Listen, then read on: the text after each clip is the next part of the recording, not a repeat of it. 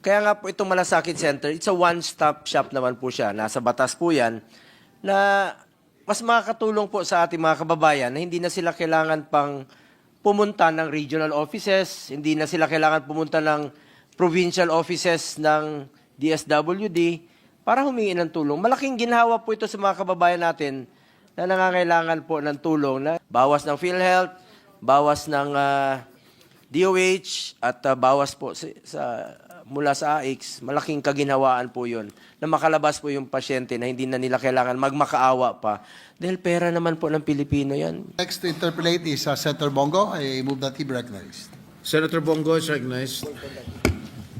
Thank you, Mr. President, distinguished colleagues, and to the DSWD led by Secretary Rex Gatchalian.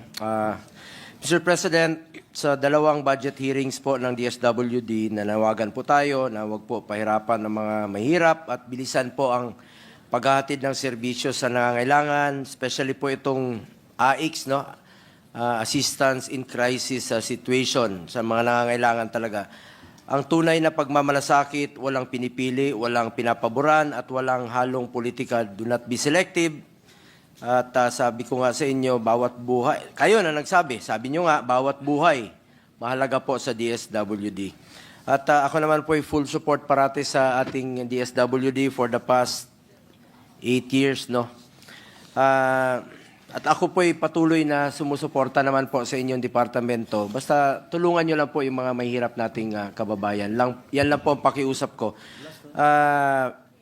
Madam Sponsor, meron na po akong konting question lang no, about the JAW.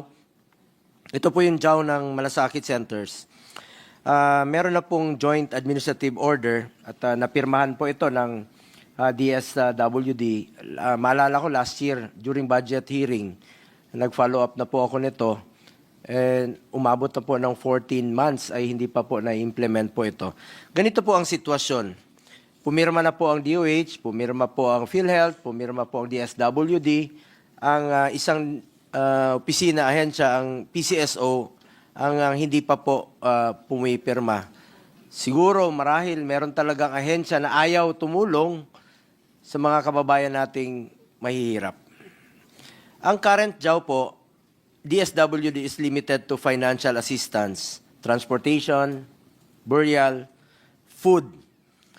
Nung ni-revise po yung JAW, aside from financial assistance, DSWD will be able to provide medical assistance inside Malasakit Centers through guarantee letters. Kaya nga po itong Malasakit Center, it's a one-stop shop naman po siya. Nasa batas po yan na mas makakatulong po sa ating mga kababayan na hindi na sila kailangan pang pumunta ng regional offices, hindi na sila kailangan pumunta ng provincial offices ng DSWD, para humingi ng tulong. Malaking ginhawa po ito sa mga kababayan natin na nangangailangan po ng tulong na huwag na natin silang pahirapan pa. Ang hirap pong magkasakit, wala silang trabaho, wala silang malapitan, andyan na yung center, one-stop shop.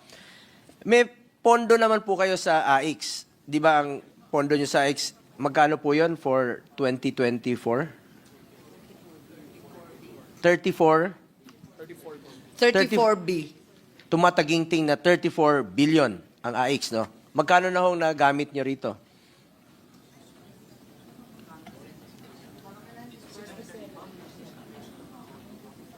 Ang alam ko, naubos na nga yun, nagpadagdag na sa QRF at kung saan-saan pa dahil sa dami ng kalamidad. Di ba yung AIX na avail naman po ng mga biktima ng kalamidad o yung mga binibigyan po ng ayuda sa kahit saan, sa buong parte ng Pilipinas, including sa mga malls, no?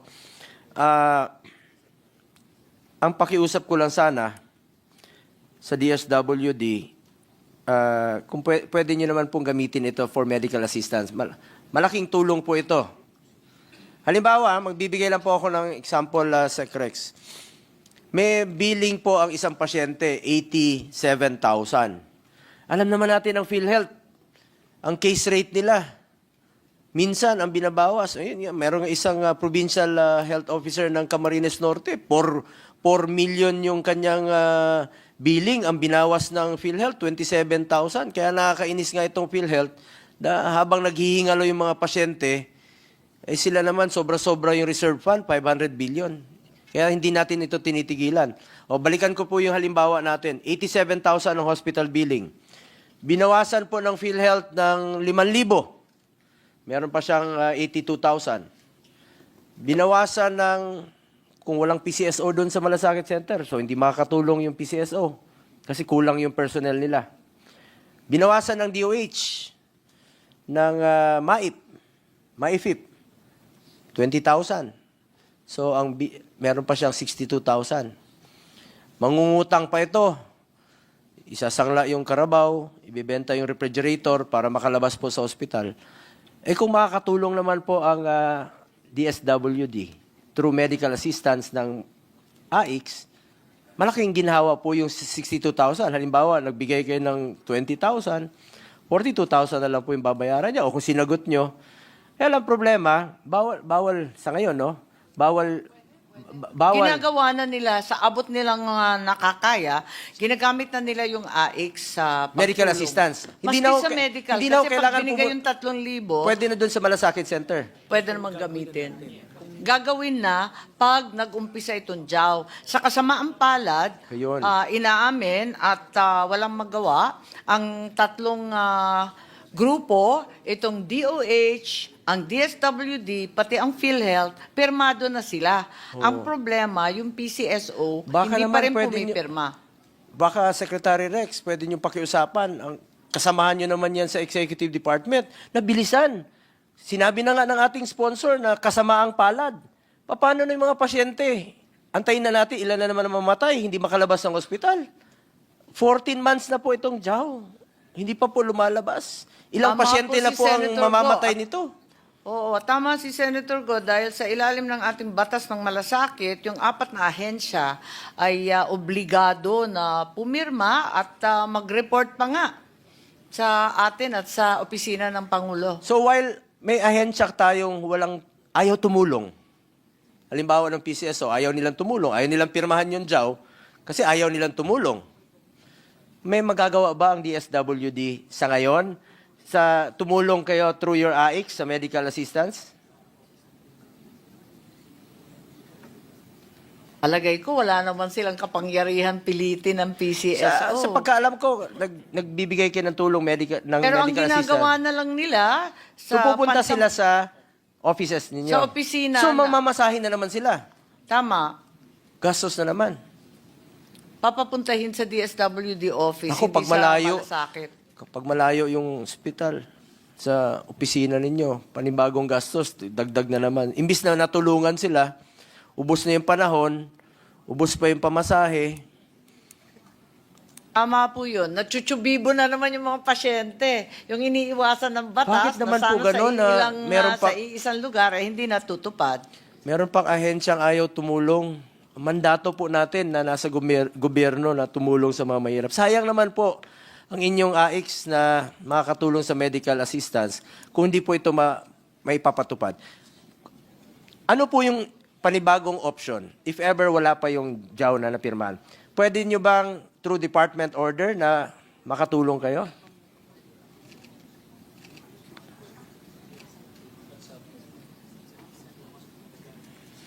Oo. Ang nangyayari ngayon, sa Region 3, may pilot project sila inuumpisahan na ini-email ng social worker sa DSWD at kung na-kumpirma ang nakasulat doon, pinapadalhan na ng guarantee letter.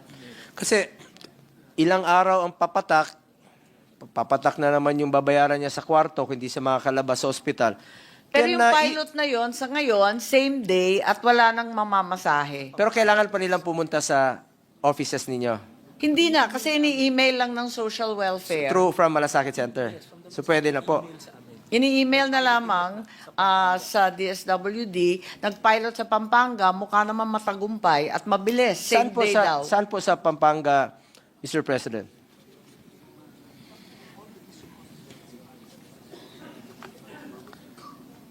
Yes, ito yung pilot project ni Vice Gov, Nanay Pineda, at lahat ng district hospitals ay covered nitong pilot project. Hindi, ang pinag-usapan po natin dito, nasa batas naman po na mandato ng apat na ahensya ng gobyerno, no? PCSO, PhilHealth, DOH at DSWD, kasama po kayo dyan. Even without a JAW, can DSWD just revise the AX guidelines so they can provide medical aid in malasakit centers through department order? Sa ngayon, for the meantime, while waiting for the approval. Kaya of the- nga nag-pilot kasi sinusubukan nila kung maaari naman mag-email yung social welfare officer mula sa Malasakit Center, wala nang pupunta sa kung saan-saan pa, hindi na chinuchubibo yung pasyente na pupunta pa kung saan-saang opisina. Eto nga, pilot, kung tuloy-tuloy na maganda ang takbo, ito na ang alternatibo dun sa JAW na hindi mabuo. Kasi sa ngayon, Mr. President, ang tulong mula sa AIX is through transportation. Am I correct? No? Financial assistance. Alam mo, kayo po ba'y naniniwala na malaking kaginhawaan po ito sa kanila na pumunta na lang po sila doon sa one-stop shop para humingi po ng tulong, no? Oo naman, kaya tayong lahat pumirma doon sa batas na Salamat yan. po, including our good sponsor. Yun lang po ang pakiusap ko, Mr. President, to Secretary, I'm addressing it to Secretary Gatchalian. Baka pwede nyo munang, while waiting po, no? While waiting, nag-antay tayo ng 14 months. Malaking kawalan po yun sa mga mahirap nating pasyente na hindi nila ma-avail ang medical assistance ng AIX, ng DSWD, dahil hindi po mapirma-pirmahan pa yung JAW. Yun lang po ang pakiusap ko, Secretary Rex, baka pwede niyong matulungan, ma-expedite. Alam ko naman na gusto mo rin po tulungan yung mga kababayan nating mahirap. Dahil ito nga yung AIX, Assistance in Crisis Situation. Malaking tulong to. Ginawa ko na example kanina, 87,000, bawas ng PhilHealth, bawas ng DOH, at bawas po mula sa AIX, malaking kaginhawaan po yun na makalabas po yung pasyente na hindi na nila kailangan magmakaawa pa. Dahil pera naman po ng Pilipino yan. Ibalik po natin sa kanila sa mabilis na serbisyo. Kaya nga po tayo may mga malasakit centers, one-stop shop, para meron silang matakbuhan na hindi na nila kailangan bumiyahe pa ng mga regional offices at ng mga provincial offices para humingi ng tulong sa mga ahensya. Tulungan na lang po natin sila. Yun naman po ang aking pakiusap sa inyo, Secretary Rex. Full support naman po tayo sa inyong budget, basta ibalik po ang pera ng mga kababayan natin sa mga mahirap. Yun lang po hiningi kong assurance, baka pwede po mapabilis.